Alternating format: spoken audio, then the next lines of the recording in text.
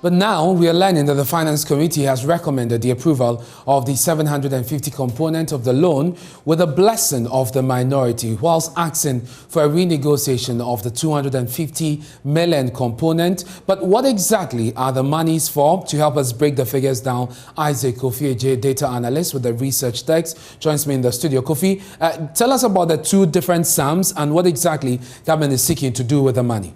Right, so this is the name that's ringing in everyone's mind, non-concessional loan. This is a loan which means they're going to get a loan at the market interest rate. You're not going to get long-term grace period. And this is what Ghana is going in for after being kicked out of the Eurobond market. And so this is the amount we are expecting, $2 billion. But because of the dire situation we find ourselves in, we are actually fast-tracking the 1 billion tranche of these 2 billion cedis that we are talking about. And this 1 billion dollars is what we are breaking down into 750 and then the 250 that the minority is actually talking about. Okay. Now, if you break this down, the 750 component is coming from the African Export-Import Bank. And this is the 750 component, while the 250 million component is coming from a joint mandated lead arrangement and book runners, which we call the MLABs. This is actually the syndicated part of the 1 billion loan that we are talking about. Why is it syndicated? Because this 250 million is coming from three banks. Three banks have actually come together to say that, we can give Ghana a loan amount of 250 million.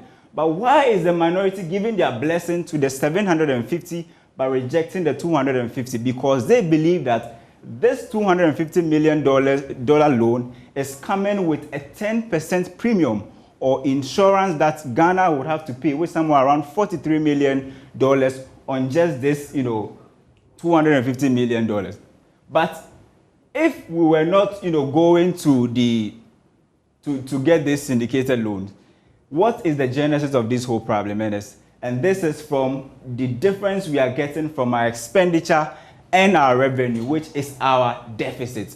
So over the years from 2012 to 2020, you can see the huge difference between how much we are spending in blue and then how much we are actually, breaking in as revenue in yellow. So this year, for instance, we want to spend an amount of 370.5 billion Ghana cedis, and then that's 137.5 billion Ghana cedis as expenditure, and we are just expecting 100.5 billion Ghana cedis as revenue. Now, if you do the math, this will give you some 37 billion as what we call the deficit. And you ask yourself, how is government going to fund this deficit?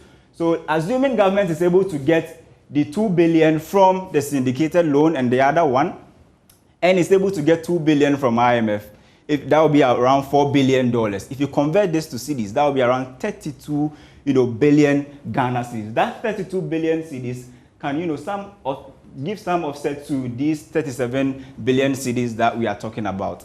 But usually this has been the picture. When we have deficit, we run to the Eurobond market. And it's not news. All governments have been to the Eurobond market. So if you take Mahama, for instance, he did 4 trips to the Eurobond market. First in 2013, where he gained 1 billion cedis. Second was in 2014, where the same 1 billion cedis, 1 billion cedis, and 16, where he had 750 million. $750 million. Sorry, dollars we are talking about here. Just like what the minorities have given their blessing to. And the total is $3.75 billion under President Mahama from 2013 to 2016. Now, if you take President Akufo-Addo, he's also made the same 4 trips to the Eurobond market. First, he gained $2 billion. Second, $3 billion. Third, $3 billion. And the last one was in 2021, where we borrowed $3.025 billion from the Eurobond market. And within this 4-year period, that's some $11 billion that we are talking about. So, Ernest, you can see that we being shut out of the Eurobond markets is actually really affecting our economy, because this is where we actually go to get monies to fund our deficit. And this year, we are looking at a deficit close to 40 billion Ghana cedis, and we're actually gathering money from all angles for us to be able to, cater for this deficit that I'm talking about. And government has said a bit of this will go into infrastructure, capital expenditure.